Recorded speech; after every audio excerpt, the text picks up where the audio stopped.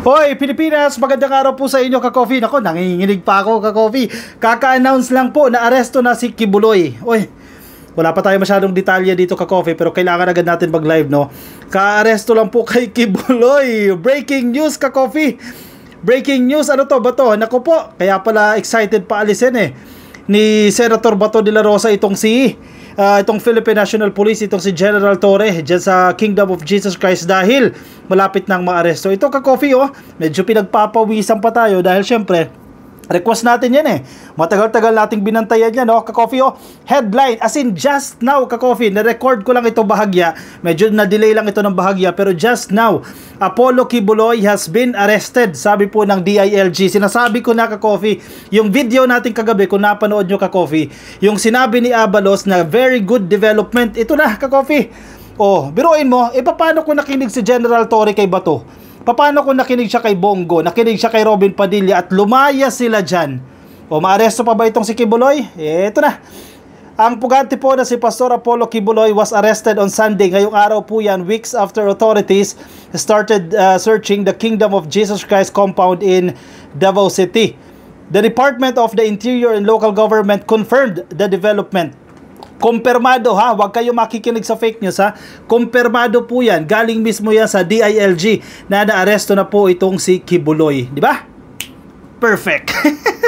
Marami po ang nagdidiwa ngayon dahil kahit papaano, bagamat wala pa pong final judgment, magkakaroon po ng hustisya, makakamit ang hustisya nitong mga naging biktima ni Kibuloy. Kibuloy, a self-proclaimed son of God, was charged by the US Justice Department. Wag na natin mention ng ka-coffee itong mga kaso na ito dyan sa Estados Unidos. Meron din po itong dalawang existing warrant of arrest na inisyo po dyan sa Pasig, at yung isa po na transfer dyan sa Quezon City. Nitong June lang po ang Philippine Justice Department charged Kibuloy. And then, alam nyo na, ka-coffee, yung mga kaso na yan. Wag na nating bigkasin yan.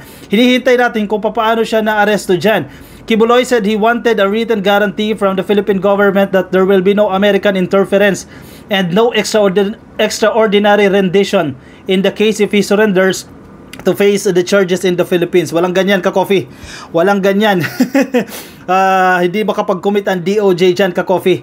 Wait lang, kulang tayo sa detalye pa, pero kung nakatutog kayo sa akin ngayon, ka-coffee, lagit-lagi natin yan, lagit-lagi natin itong topic. Yan, kung inyo makikita sa litrato na ito, ka-coffee, ayan, ayan, yan po yung litrato. Ayan, sa cover page natin makikita nyo yan. Si Kibuloy po yung nakaitim na nakabandana ng shawl ba yan, ka-coffee?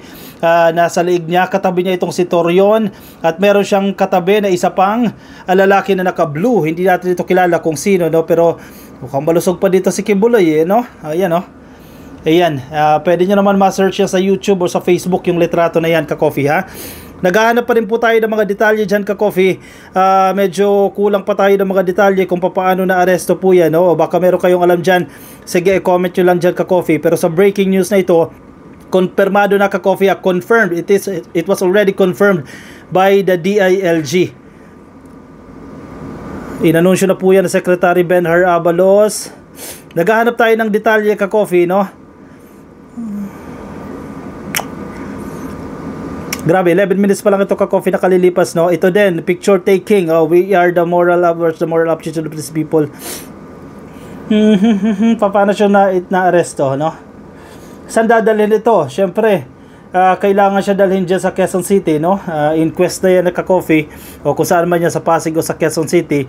Ang usapan ngayon, kung magbabasa kayo ng mga comment section, sino yung tatanggap nitong 10 milyon na pabuya dito kay Kibuloy. Yan, tapos na po. Kahit pa paano, syempre, tapos na yung paghihirap ng mga miyembro ng KOJC dahil mapapayapa na sila dyan dyan sa compound nila, ibalik na ulit sa normal yung kanilang operasyon dyan. Kaya lang naman hindi naging normal yung operasyon dyan dahil yan sa paghahanap ng Philippine National Police. Syempre, inutusan sila ng korte na hanapin iyan si Kibuloy.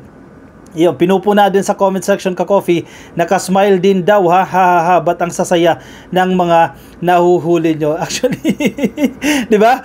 Na si Alice Guo nung nahuli, masaya. Itong si Kibuloy, masaya din nang naaresto,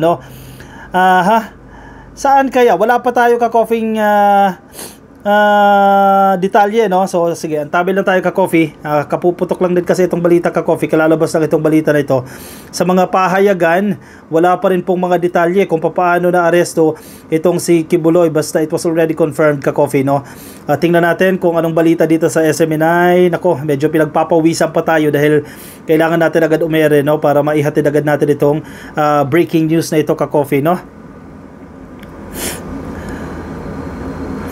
Ang latest dito ka-coffee sa SMNI, basahin natin itong balita na ito, latest dito sa SMNI kasi baka meron din silang update, no? Nag-alay ng taimtim na dalangin ang KOJC missionaries kasunod ng natanggap na impormasyon na tangkang pagkubkob, paglusob ng mga pulis sa loob ng KOJC compound ngayong araw po September 8. Hindi na.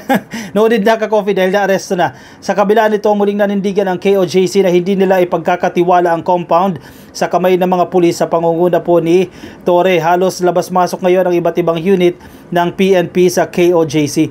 Ito na yung sinasabi ka-coffee ng ito na yung sinasabi talaga kagabi na very good development ni Abalos, no? Wait lang ha. Baka may alam kayo, may mga detalye na kayo dyan. Sorry ha, kasi breaking ito ka-coffee ha. Wala pa tayo nakikita mga detalye dito.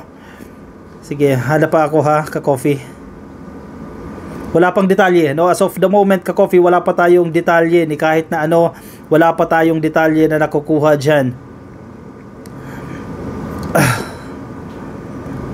Anong nangyari? Sinong napahiya dyan ako? Paano yan ba to? Hindi natin alam kung dyan sa compound na aresto, kung saan ba dyan ka-coffee. Anyway, sige. Kagabi kasi ka-coffee, kung nakinig kayo ng ating vlog kagabi, no, nagsabi itong si nagsabi na ito, kumbaga nagpahaging na ito si Benhar Abalos Sabi niya, ang intel report namin ay andudoon pa siya. Abalos said at a news forum dyan po sa Quezon City on Saturday. Nandiyan pa raw po sa loob ng compound. Yan ang sinasabi nila. And Abalos said authorities, pag sinabi nating authorities, yan ang Philippine National Police, ang NBI o kung ano man yan, ka-coffee, sabi niya, got good developments right now in relation to the search for Kibuloy. Very good ka-coffee, very good. Kahit hindi si Torre ang nakahuli dyan, o kahit sino man ang nakahuli niyan, at least na-meet natin yung ating objective, di ba? Mission accomplished itong maaresto si Kibuloy. Regardless kung ano yung magiging ruling dito ng korte after ng kanilang pagdinig, importante yung step 1 natin, maaresto itong si Kibuloy. Aha, tignan mo, ang bilis Paano na ngayon yan? Imaginin mo ha, kung pumayag lang itong si Torre, kung kurap lang ito talaga si Torre, in fairness kay Torre ha, kailangan ng kung kailangan mo bigyan ng award, bigyan mo ng pabuya o kung ano man itong si Torre, deserve ni Torre. Itinaya niya ang kanyang pangalan, itinaya niya ang safety ng kanyang pamilya, ng buong region ka-coffee para maaresto itong si Kibuloy. Imagine, kung nagpetiks-petiks lang itong si Torre ha, kung hindi kumilos yang si Torre, kung nabayaran siya, tinanggap niya ang bayad sa kanya, walang mangyayari ngayon yan ka-coffee, no? Tingnan niya natin yung Facebook ni General Torre. Wala pa rin update ka-coffee.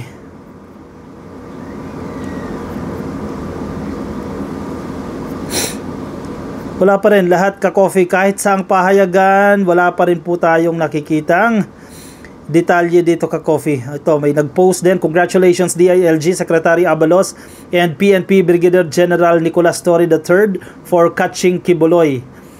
Ayan, iyak na naman daw ang mga DDS. Sigurado ka-coffee. Iiyak na naman talaga ang mga DDS dito. In fairness kay Torre, kung ako lang gawin ng PNP chief yan, ka-coffee. Tiyak na tiyak tayo, sigurado tayo dito kay General Torre. Diba?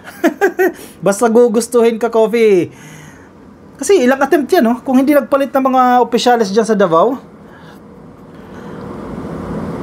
Wala, hindi ba aresto yan? Pakalat-kalat ang si Kibuloy dyan.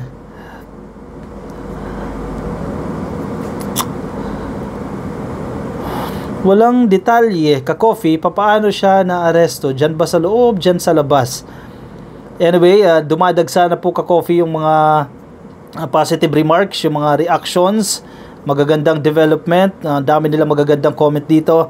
Hindi natin alam kung paano ito na-aresto, no? Sige, tulungan nyo rin ako maghanap, no? Kung kayo din ay nakamonitor ngayon, tulungan nyo ako maghanap ka-coffee ng iba pang detalye, no? So, we are expecting na magkakaroon po ng press conference sa mga ganitong sitwasyon kahit linggo na ka-coffee, kahit ngayon ay araw ng linggo, at kahit gabi na, we are expecting a press conference spearheaded by the Department of the Interior and Local Government, of course, the Philippine National Police, and si General Torre. Of course, hindi siya pwede mawala dito sa eksena.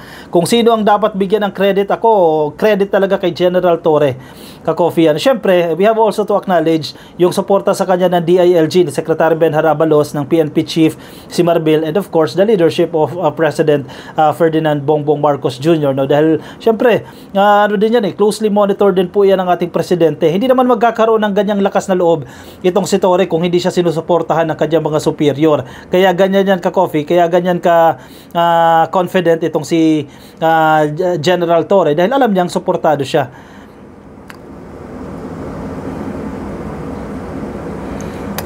Baka fake news pa, yun ang comment dito ka-coffee, baka fake news pa daw, pero confirm na rin natin ito ka-coffee. Definitely hindi naman maglalabas siya si Benhar Abalos ng news na fake, and eventually masisira siya o mapapaso siya. Sa mga nagsasabing fake news po yan, ayan, pwede nyong i-check yan ka-coffee, pwede nyong i-verify yan. Punta mismo kayo sa Facebook page ni Secretary Benhar Abalos, may blue check yan ka-coffee, yan, nakikita nyo dyan sa blue check, no? Nahuli na si Pastor Kibuloy with exclamation mark. Ganyan lang po yung mga detalye na sinabi dito ni Benhar Abalos, no? So I don't think na gagawa ng fake news itong si Benhar Abalos, no? Parang hindi naman yan SMNI, no, para gawin yan. O sige, yan muna ka-coffee, hintay pa tayo ka-coffee ng mga detalye dyan. Kung ano pa po, hintay tayo ka-coffee ng mga detalye dyan, maya-maya lamang. Sige, kung may idea na kayo kung paano yan, sige, ako closely monitoring din itong sitwasyon na ito, at mamaya makapag-ano din tayo ka-coffee, makapaggawa pa tayo ng ibang video later on, no, para pag nakakuha na tayo ng mga detalye. For the meantime, of course, we have to send our congratulatory messages to the Philippine National Police. Special thanks to General Torre, of course, sa DILG, sa PNP, at sa ating presidente, at sa mga kapulisan ka-coffee. Ilang araw sila dyan? 2 weeks sila dyan, more than 2 weeks sila nandiyan sa compound. Maraming salamat, of course, sa inyong tulong, no, sa kabila ng resistance ng mga misyonaryo ng Kingdom of Jesus Christ, hindi kayo nagpatinag dyan. Congratulations din, of course, and big win ito ka-coffee para sa bansa natin, kasi it sends a message na hindi porket mayaman ka, hindi porket influential ka, hindi ka naman nanagot sa batas. Ito ka-coffee, mensahe yan na kahit sino ka pa, pag nagkamali ka, may pananagutan ka, at may batas na hahabol sa iyo. At ito po ang exhibit number 1 natin, itong kaso po ni Kibuloy. Alright, maraming salamat po ka-coffee sa mga sumama muna ngayon. Antabay lang kayo ka-coffee, ha. Please share this video para malaman na rin po ng iba nating mga kababayan. But breaking news yan ka-coffee all over the social media platforms. So thank you. Kung nasa Facebook po kayo, please make sure naka-follow kayo, naka-like para updated kayo sa mga latest kaganapan. Kung nasa YouTube naman po kayo, please click lang po na subscribe dyan sa baba ka-coffee. Maraming salamat po. Hintay kayo ng mga detalye. Mamaya gagawa po tayo ng panibagong content. Maraming salamat po sa inyo. Ingat kayo ka-coffee. Bye-bye.